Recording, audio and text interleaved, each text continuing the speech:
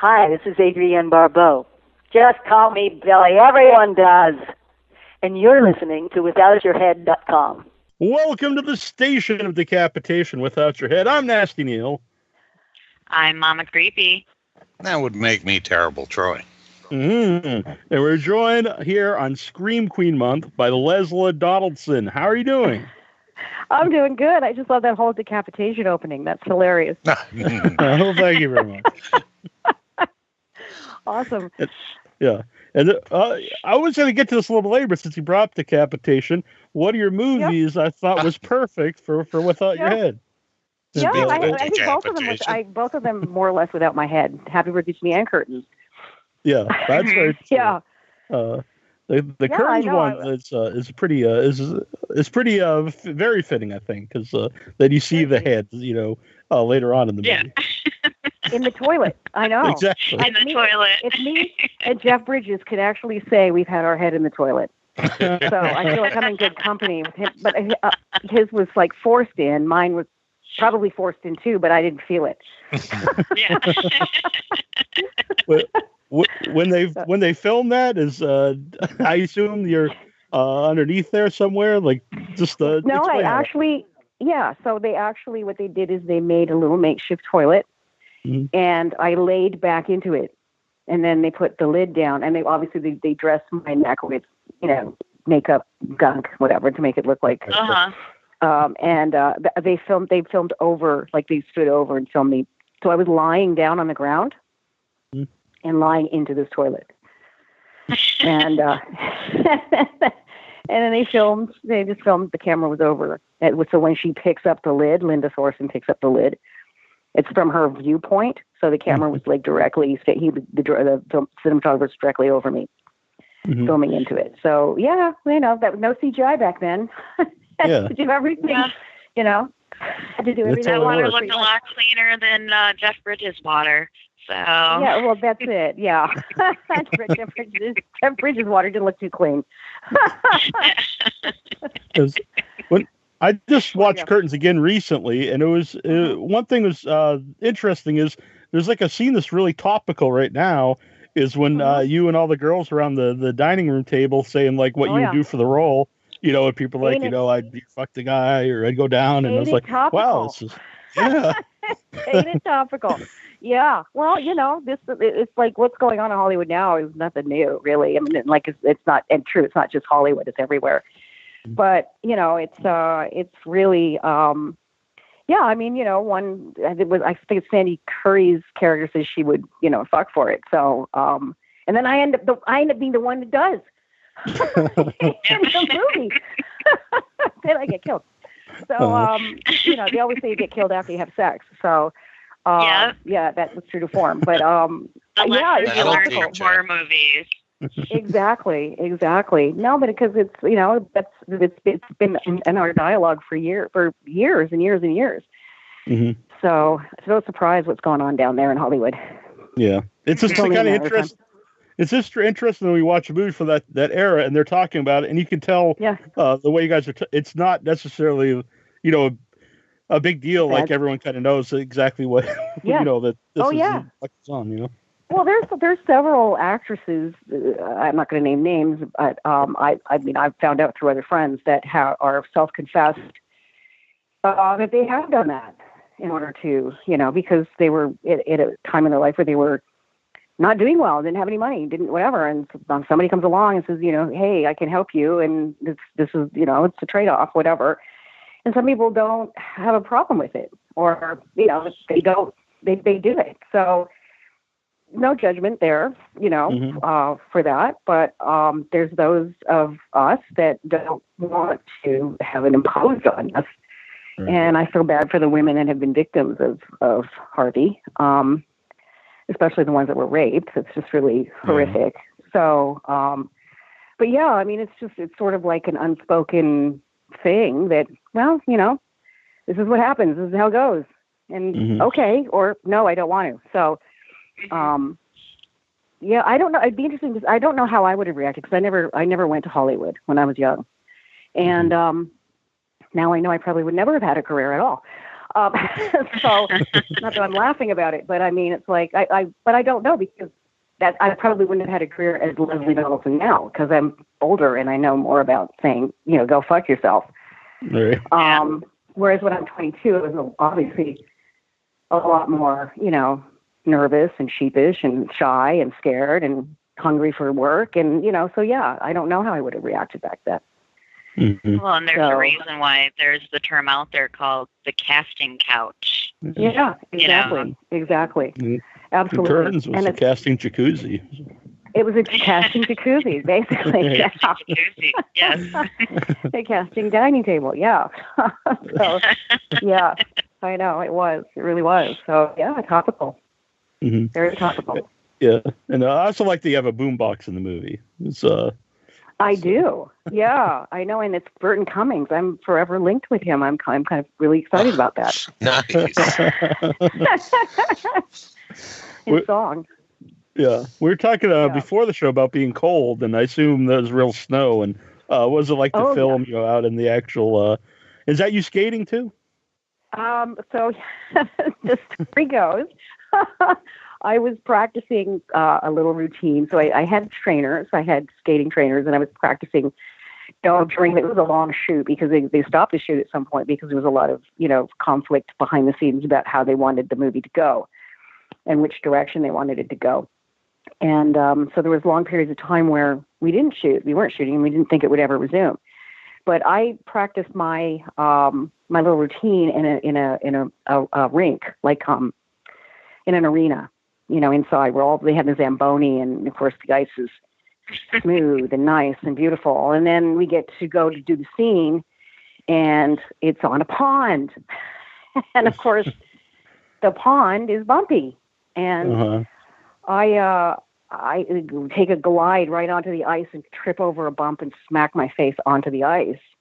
And I do this right behind Peter Simpson and Jerry R. Bede, the producers, and they stop and they turn, and Jerry goes to Peter, "Didn't we pay for lessons for her? What the hell's going on here?" Like this. So I'm like, "Yeah, in a rink, not on a pond." So I cut my chin. You can actually see it in the remade, the redone master that Synapse did. They've done a beautiful job, by the way, and you can actually see in that scene the cut of scrape on my chin. But I did have a double, yes, and as you can see, the double from a distance when they're shooting her couldn't even really do anything quite out there and elaborate.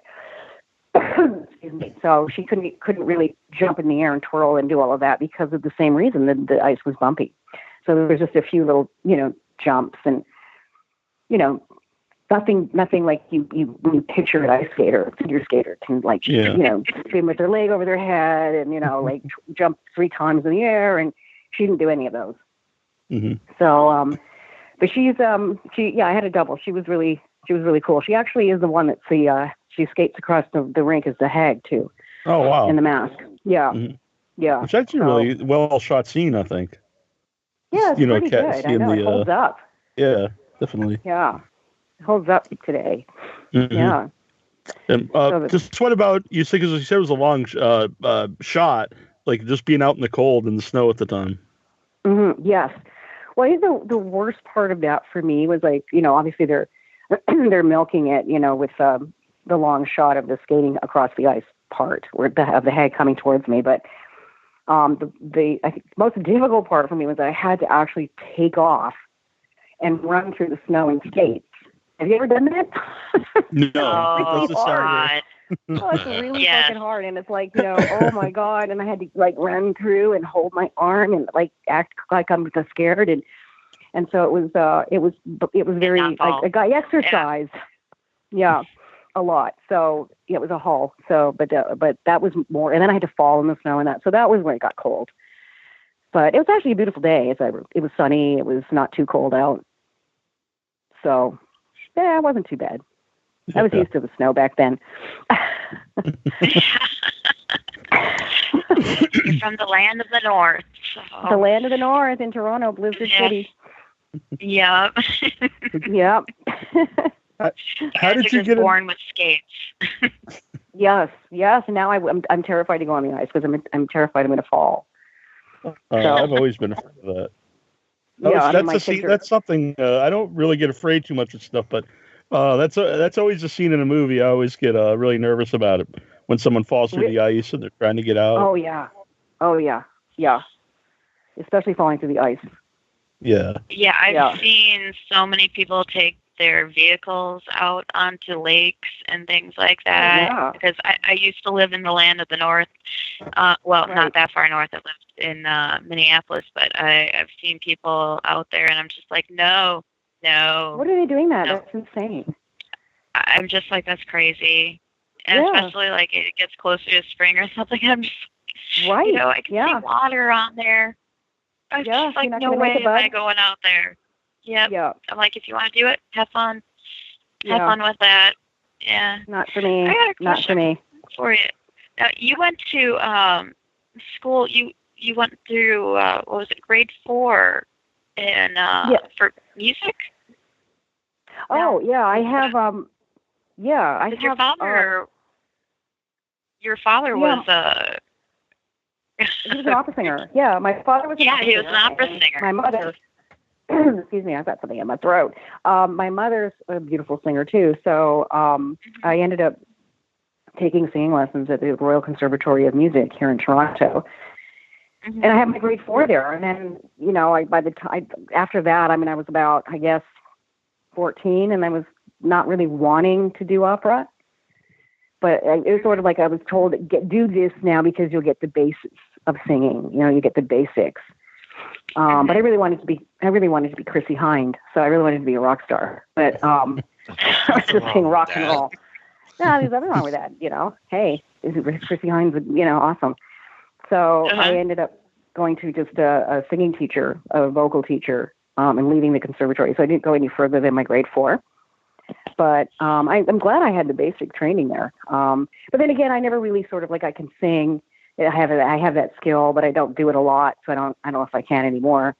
But if I had to for something, I could do it. But then again, I never really pursued musicals either because I was just never really into musicals. I was raised watching them. My mother loves musicals. So, so I just never really, I took the singing lessons and I loved to sing, but I never really kind of pursued that part of the profession. So, but I'm glad I did it. I know you did a lot of other things, after the horror movies in the early 80s there. But how did you get involved in horror films? Well, basically, it was kind of a natural. Excuse me, I'm going to spend most of this interview coughing. I feel embarrassed. That's all right. I basically had a natural progression where when I was a kid, I got into modeling, and I started to do that, and I did Sears catalog stuff, and then that kind of led to auditioning for commercials, and then so I started doing commercials, and then that led to auditioning for television and stuff like that, movies, and I auditioned for that and got onto that, and then films, and so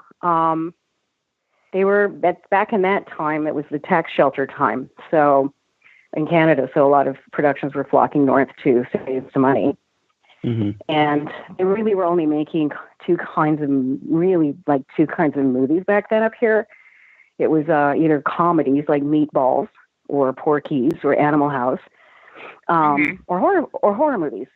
So I was about, 15 when I got the call from my agent to go and meet with Bill Fruitt for a funeral home. And so, and my mother was like, well, she got off the phone with my agent and she said, it's a horror movie.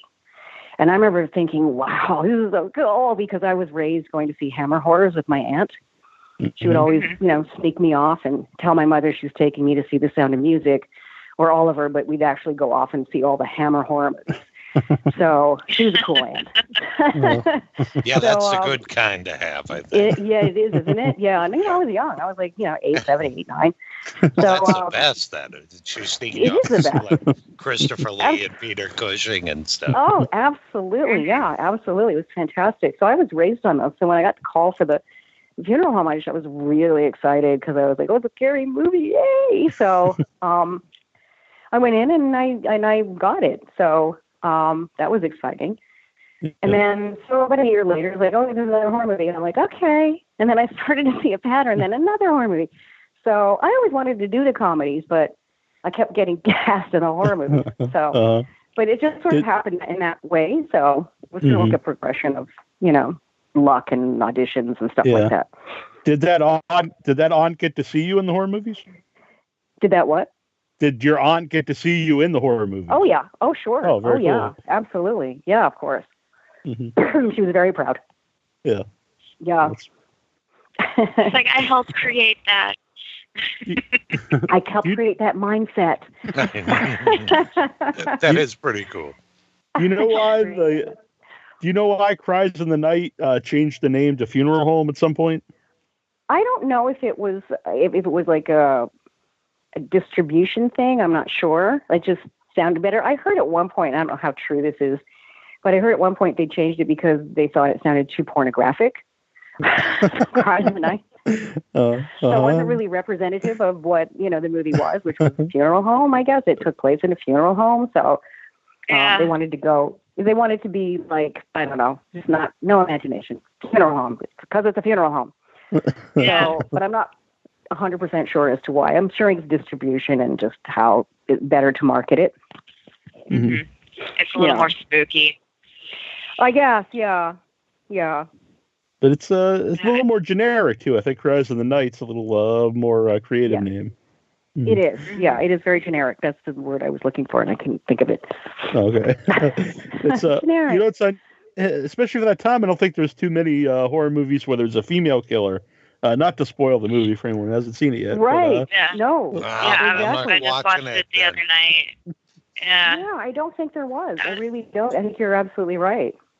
Yeah. It was like the female Psycho. Yeah, it was very similar to the ending of Psycho. Yeah. Yeah, the female, but there was no, and then the nice old lady too. So, go figure.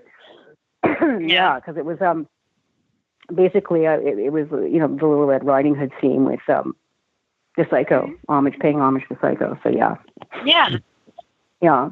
Which that's cool, by the way, for people too. If they haven't seen it, it's streaming on Amazon right now. If you have Amazon Prime. Oh, really? It is? Yes. Oh, yeah. Mm-hmm. That's cool. I wonder if there's residuals with that.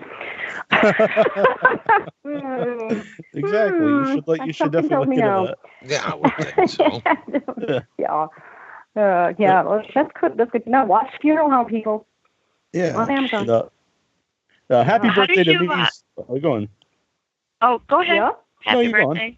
Yeah. Oh, I was just going to ask you how you got involved with Tales of Poe, because I loved that movie. That movie was great. Wasn't that fun? I loved what they. I loved that movie. I loved what they did with that, because I've seen lots of different Poe movies, or where they. Right. I love vignette movies. Like, I just love them. And that one was great. I loved your character in it too. Oh, thank you. Yeah, the crazy. I tend to specialize in batshit crazy these days, so that was fun to do. But great. The batshit crazy, right? Batshit crazy. Yeah. So how did I get? Well, I met Bart and Alan at a party in New York, and of course they loved the movies. Happy Birthday to Me and Funeral Home and those movies, and so Bart told me he was working on female version of the Telltale Heart, and he was interested in having me do a part in it. And I said, "Oh, cool, yeah, it would be fun." And so he basically wrote this really cool version of that story, and that's sort of how it all sort of started.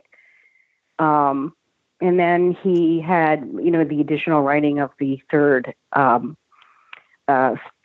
story in that movie, which was not a lot of dialogue, but mostly visual. It was a visual story. So when he came to the Dark Lady, he said, would you do that again too? Would you do that? Be in that episode? And I was like, sure, of course. I love you, Bart. So yeah. So really just because I met him and we became friends, and he was, hankering to work with all his favorite, screen queens. So, and he made that happen. It was really cool how he did that. Why wouldn't you want to? Yeah, exactly. That's the way to do it. I know. And they're, Adrian King, I mean, hello. And, Catherine Williams. Catherine Williams. I mean, awesome. Yeah. So yeah, it was fun. It was a fun shoot. Mm-hmm. Do you know how find that on Amazon? It's on Amazon Prime too? It's not on Prime, but it's also on Amazon. Oh, you can buy it. Wow. Yeah, cool. Curtains is actually streaming on Prime too. Ooh, okay. They all are. Yay. Mm-hmm. Happy Birthday to Me is not, though. No? No. That's too bad. Yeah, you have to buy there's like a... Oh, maybe it's Deadly Eyes. I can't remember. There's like an anniversary of when it was released coming up. I don't know if it's Happy Birthday to Me, or... No, I don't think it is. I think it's... Or maybe when it was started filming. I don't remember. I think it's Deadly Eyes. That's next year. Mm-hmm. I guess that's weird to say this. Like, you're very convincing and Happy Birthday to Me when, like, you're being terrified. I don't know if that's a compliment. I guess it's a compliment. Right. It is a compliment. How do you get into? I know it just seems kind of funny. You say you look great when you're when you're crying or something. But thank you. How do you get into that, like, hits the mind there, into the role when you're, the victim? Well, you obviously know what this scenario is, as an actor. You can't play the outcome, obviously, but you know that this is somebody chasing you wants to kill you. So you just kind of like are sort of in that mindset anyway. Plus, a lot of it for me was just adrenaline. It was just sheer adrenaline. I mean, this is a big movie. This is a big deal. Don't fuck up. And of course, I didn't really, think about what a process was back then, because I was only really 16 when I think I shot that movie. So I just basically, I don't know. I mean, it's funny too, because I'd be sitting joking with the crew, and then all of a sudden, okay, we're ready for the shot. And then I'd get up and just sort of kind of like get into it. So, and I really think a lot of it has to do with just adrenaline and fear, like the general fear of fucking up. Right. Like, don't fuck up. You can't fuck up. This is a big job. So, don't do that. So I think a lot of it came from that. But also, I just sort of, got my head into the circumstances of the scene as well. Mm-hmm. So, yeah, I mean, it's fun to do. Yeah.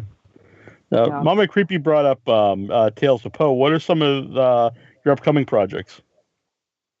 Well, I just did a movie. It's been a fantastical movie Mm-hmm. called Abnormal Attraction with Bruce Davidson and a bunch of amazing people. I was just going to ask about that. Yeah, Malcolm McDowell and is in it. Oh, wow. And, Ron Jeremy. Ron Jeremy. I can actually stand there. That's like the coolest cast. It's really cool. Yeah, and not that I ever had a scene with Ron Jeremy, but he's in the movie, and also Gilbert Gottfried. Oh, sweet! Oh, that's the balls right there. I know. Troy, Mr. Brooke. Yeah. It's fantastic. Nice. Former guest on the show. So I had a part in that, and I haven't seen the finished product of it because they just had a screening in Europe, but I couldn't get down there. But I hear it's getting great feedback, and it should be fun. And right now, really, I've turned my sort of eye towards writing.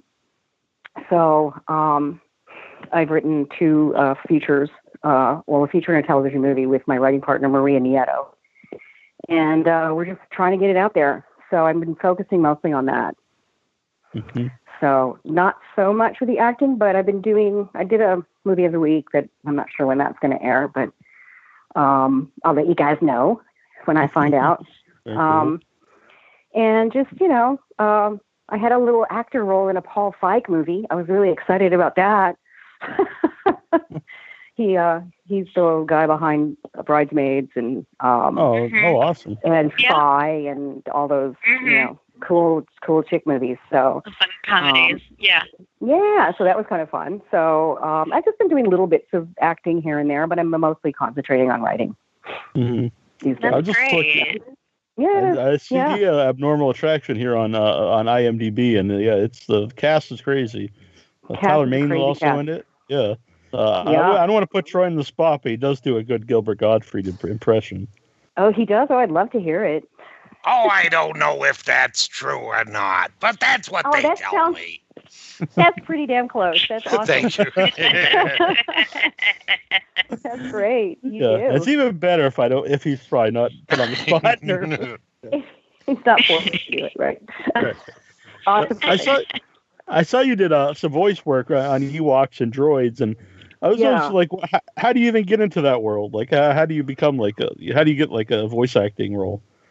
Well, again, it's mostly like, you're with an agency and they say, do you want to do some voice work? And so you're like, yeah, sure. And so, I would get sent in to do commercials, voice. So I'm not being very effective with my voice today with this cough, but I would get sent in to do mostly, ads, commercial ads on the radio. And that's what I did mostly that. But then they have, you go in and you audition for animation. And there was the droids that came up. And I went in. I didn't get it, actually. It was another girl that got it. And she had kind of a higher voice, a softer, higher voice than I did. And I guess at the end, when they finished and everything, they didn't really, I don't know if they wanted somebody with a more sort of general tone to their voice or something like that. So that's how I got it. Mm-hmm. And that was really exciting because I got to work with Anthony Daniels and Long John Baldry. So but I just kind of fell into it. Yeah, it's one of those things where I just kind of fell into it. Like I didn't really go hunting after it and seek it out. It just was like, oh, there's voice work. Oh, okay. So sure, why not? I got really lucky. I just got lucky that way, I think. Yeah. Yeah. So, by the way, when you said you're doing, go on. No, you go ahead. Yeah, I was just saying, when you said you're doing the writing, what kind of writing are you doing? Well, we've just written an updated sort of creepier version of the Ma Barker story called Ma Barker. Yeah. So we're kind of trying to shop that around right now. Mm-hmm. And is it like a script or is it a novel? Yeah, it's a feature. It's a feature. Okay, cool. It's a script. Yeah, we've actually written the script. So it's getting some good feedback, and we're excited about it. So we're just waiting to see what will happen with that, with our fingers and toes and eyes and everything crossed. So and the other one is about sort of the retelling of the bathhouse raids that happened in Toronto in the early 80s. Okay. You might not know anything about that. You might not know anything about that, but it was basically it was a terrible time here for the lesbian gay community, and basically it's how our Pride Parade was born from these raids and rallies that happened around them. So it's sort of a biopic, and we've got that out there too. So fingers crossed. That's awesome. Yeah, it's cool. That's awesome. I really like it. Yeah, I really like writing. I find I'm not a writer by trade. I didn't go and train for it, but I feel like my writing partner is amazing. She's very good. So as long as you're enjoying it. Oh yeah, and I like collaborating too. So I don't think I would ever get anything done if I just relied on myself. So it's good to have a writing partner who kicks in the ass. Like, come on, we're writing today. Okay, we're writing today. Yay. But yeah, so we're working on that. So it's I'll keep you posted on that too if anything happens. All right, you'll have to have me back on. Definitely, yeah, of course. Yeah. We'll keep you to that. Yeah, absolutely. Absolutely. We have it here archived. Archive here. I said it. I'm the horse. Yeah, we've got you archived, so exactly. We're gonna hold you to it. I won't ask you to scream, but it is Scream Queen month. So I don't think I could because I'm like hacking up a lung here. I'm coughing on your show. And I know she's been coughing. Let's give the poor woman a break here. Oh yeah, but I do want to. What goes into a scream? And do you, when you were doing the horror movies, did you practice a scream beforehand? Not really. I mean, maybe I did. I can't remember. But not really. I think again, it's like it's just sheer adrenaline, and you're just in the moment. And it's like time to scream, I think sometimes I look back at my screams and I think, excuse me, that they're kind of lame. Like I've heard better screams. I'm kind of like kind of simpering and whimpering some of them. So I'm trying to think, do I scream in that? I don't even know if I do. I do, and that's the one. I'm thinking of curtains because that's the one when I'm running away. But I think they've slowed down the movement and the sound, so it just sounds weirder. My screen. Oh, that's probably why. Yeah. Yeah. So like slow motion. So and I'm like, I can't even imagine like a slow motion screen. Just listen to myself in that scene, and I'm like, what the hell were you doing? I could look. It's 20/20 hindsight. You can look at yourself now. I couldn't really look at myself back then, but because I'm older, I can look at myself and have perspective of it. So it's not as disorienting when you're looking at yourself now in a film. You're kind of like, ooh, what did I do? Yeah, So, kind of along those lines, because you did a lot of those movies. You said the one when you were 16. What was it like at that time to see yourself on the big screen? I mean, again, I really shied away from going to the movies to see myself. Okay. Because I was I didn't like it. I didn't like how I looked. I didn't like how I sounded. I thought I made some bad choices. You're very critical, and you critique yourself a lot when you're, when you watch yourself, and you go, oh, what did I do that for? Oh God, that was terrible. I should have done that again. And you just really aren't very kind to yourself. So I didn't really go and see a lot of those movies when they came out. But when I see them now, I just I have, like I said, perspective. So I'm a little gentler with myself. And I'm like, oh, poor little Lesleh. Have your kids seen those movies? They've seen Funeral Home and found it boring. Like, it's really boring, Mom. Like, what's happening? Because they're 16 and 13. Nowadays, they're watching, Saw and Jigsaw and hack them up and put the axe in the head and take the head off and dissecting, stuff. And so that's too lame for them. Mm-hmm. But they still I'm their mom. So I'm the crazy mom, like my mom. Ugh. But then when their friends are like, yeah, but your mom was in a horror movie, they're like, yeah, I know, that's my mom. So they change their tone when their friends kind of go like, oh yeah, that's my mom, yeah. But normally to them, I'm just like their crazy mom. Yeah. They're lame mom who doesn't know how to turn the Netflix on. So that's what my 13-year-old says to me. I come in like, Liam, come on, let's go watch a horror movie. Can you turn the Netflix on for me? And he's like, Mom, I've shown you how to turn the Netflix on. And I'm like, yeah, but I don't know which buttons it does. Is it this button or that one? He goes, look, you've been waiting your whole life for something to happen. You can wait 5 more minutes for me to turn on the Netflix. I just got to stare at him and go, kid is right. Can't argue with that. He's sassy. And, one last question: Did you keep the scarf from Happy Birthday to Me? I like the big long scarf. No, and I'm really bummed, and I wish I'd kept my head too. Yeah, well, yeah. These are things you didn't think about back then because a lot of us didn't even think anybody was going to see this stuff. Mm-hmm. So when there was the infighting and the shooting cancellations and curtains, it was like, oh yeah, everybody's going to see it. Doesn't matter, just pick up the check and go. Nobody's going to see these. So I didn't think to keep anything really. And now I'm kicking myself. Now I try to take everything, so as much as I can. But I should have kept the scarf. I should have asked for the head. I should have. I don't know. It all. Mitten the kitten to come with me. The kitten so that I could taxidermy him. Yeah, exactly. I'm taking this. I think black cat. Yeah, exactly. It's a really creepy mask and doll and curtains. I know. Everybody's asking where they can get that mask, and I'm like, I have no clue. Mm-hmm. I know. It was very unique.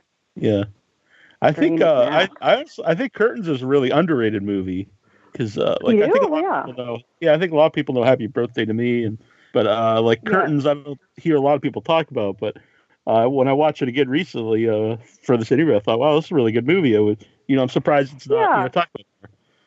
Well, it's what's interesting about Curtains is it's 2 movies in a way because I guess that the director and the producer were disagreeing about what kind of movie they wanted to make. I didn't know that. So the director wanted to make kind of a giallo movie, like a Dario Argento kind of, with lots of twists and turns and cool lighting and, kind of more mysterious. And the producer, having just done Prom Night, basically knew what people wanted to see in the theaters, and that was slash them up, kill them, put axes in their head, blood, gore, and guts. And they kept arguing about this. And that's why neither of their names, Peter Simpson's name is on because of his production company, but that's why it's Jonathan Stryker as the director, because neither of them wanted to, claim that they directed it. So it kind of starts out with a kind of eerie sort of giallo type feel, and then it just goes directly into this kind of crazy running through prop houses, slashing, bodies hanging, heads in toilets, and all that stuff. So, it just became kind of two different movies. Mm-hmm. But what I think is interesting about that movie is that the kills, they spent a lot of time on the kills, like Debbie Burgess's kill and then mine, and then Sandy Warren's kill at the end too. So, they take their time with it, which I found interesting. A lot of the kills in movies now are like really fast. Yeah. But gorier. You see more. Mm-hmm. Yeah. The same with Happy Birthday to Me. I think the kills, it's like your kill especially, it's more about stalking you down as opposed to just you're being killed, Which I think is scary. Yeah, it is. It's basically, the chase in the driveway in the parking lot. And then, I'm establishing that obviously we know who the killer is. Like, I know who this person is. My character, Yeah. So, it's somebody they know. So, who is it, though? Which one? And so it becomes about which one of these people is killing their friends. So, it's more of I kind of like say, a lot of people say it's sort of not glossier, but it's like, I'm trying to think of the word. I don't want to say classier, but it's like, it's sort of like there's like a story there. Yeah, definitely. Yeah. It's not just about, a bunch of cool kills.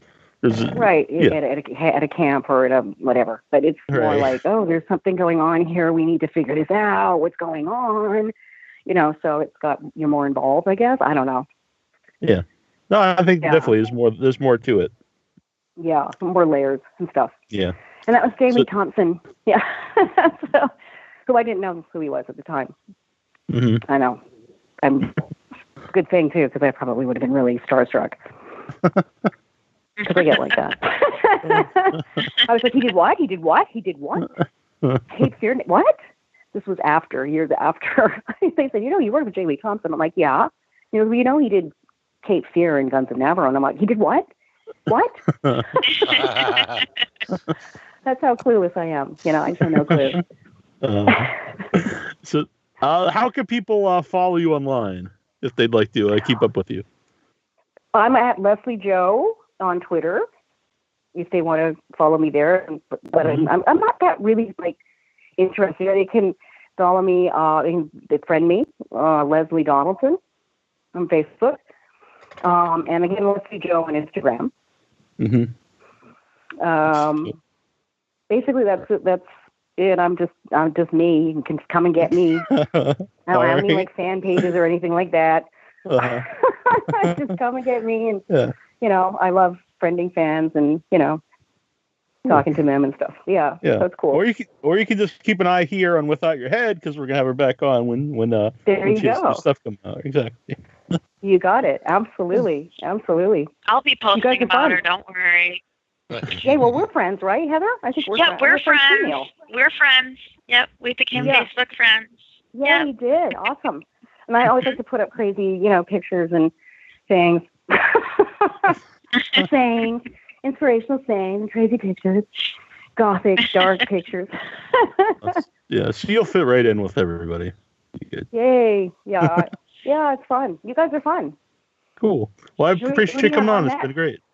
Tonight we're going to have Jamie Brown on, who's a new movie coming out. He's an independent director. But for Scream Queen month, let's see, we have Debbie Rochon coming on, and then Adrienne Barbeau. Who's also in Tales of Poe. Yeah, Debbie That's Rochon. Right. Yep. Yeah, she is. Yeah. Oh, cool. And then who's the other one? Adrienne Barbeau. Oh, Adrian! Oh my God, I'm jealous. Yeah. Can I be on that? Can I be on that too? Yeah, you can call in. Absolutely. It's pretty cool. I love her. They'll be giving her a After Midnight Award here in Boston. Oh, wow. At a theater where they do midnight movies. So I'm going to be able to record that. So that'd be fun. But what were you going to say? I'm sorry. Oh, I was going to say I had loved my favorite show on HBO was Carnival. Oh, I agree 100%. She was tremendous in that. Show. I wish that would have went longer. Pissed it didn't go. Yes, like I don't know why they didn't. Because they were really developing it, and I felt like they knew where they were going with it. Yeah, and she was awesome in that. The Snake Lady. I agree. I think it was one of her best roles. And from what I understand, she really loved it herself and was upset that it ended. I have to say that they got that time period bang on. They really did. The Dust Bowl era, they got it bang on. Oh, God, yeah. Oh, like the feel and the tone of the whole show. You just felt uncomfortable while you watched it. Yeah. Yeah, exactly. It's such a good cast. I forget the guy's name, but I always like him a lot. The guy Clancy Brown. Clancy Brown, yeah. Yep. Clancy Brown, fantastic. Yeah. They all were great. They were all fantastic. Yeah, even Cynthia Ettinger, I loved her in it too. The mother, the stripper mother, she was just fantastic. Oh yeah, she was awesome. Right. And and the dwarf, whoever he was great. Oh God, yeah. He's also in Twin John Carroll. Mm-hmm. John Carroll. Oh, what's his name? He's so good. He played the one that would always go toe-to, like he was Clancy Brown's henchman who was going out and spying on them. Oh yeah. John Carroll Lynch. Yep. Yeah. Great actor, character actor. Yeah. Adrian. And he's gone on to do a lot of stuff lately. He was Twisty the Clown. That's right. That's right. Yeah, done a lot of stuff, cool stuff. Yeah, but that show was just great. Everyone in it's. Some people thought the second season's a little rushed, but I liked it. But it was really too bad it ended so quick. Oh yeah. Yeah. I didn't get into that 2 years after it was over. I think Neil told me about it, and I watched it. It was probably 8 years after it was already over. Mm-hmm. Yeah, I got into it like after I think maybe just after it ended. Somebody told me it's really, and I started watching, and I was hooked pretty much after the first episode. Yep, same here. I was just hooked, and it was definitely the tone and the feel and the acting and everything, and just the storytelling. Yeah, I really, really liked it. So yeah. Well. Yeah. That's what happens. Yep. It's definitely after I watched it was a show I told everyone to check out, like my brother here, Troy, and some different. Yeah. In fact, I think someone actually has my DVD set at the moment. They haven't given it back. I know somebody has mine too. I need to get it back. You can find it online. It's on HBO. Yeah. Everything. Online. Yeah. Because I used to buy all the HBO shows, and then afterwards, I'm like, well, now they just have everything on their on-demand site. Yeah, they do. I know. They pretty much. Yeah. Not everything. Trust me. There are. Well, I think all the shows. I think every episode of every show they've ever had on's on their on-demand site. Yeah. Well. I like weird stuff. So. But I like the DVDs though, because you do get. I like to listen to the commentary. The extras and stuff. Oh yeah. Yeah, exactly. Mm-hmm. Exactly. I like the blooper reels. Those are great. Yeah, it was great having you on, and we'll be talking to you soon. Yeah, thank you guys. You guys are great. You're fun to talk to. Cool. Sorry, I was coughing throughout your show. I thought all of a sudden it's like, great time to catch something in your throat. Lesleh. Awesome. A podcast. Well, try and stay warm up there. Yeah, I will. You too down there. Like, what's going on in New Orleans or Louisiana? Come on. Yeah, Louisiana's together. Cold.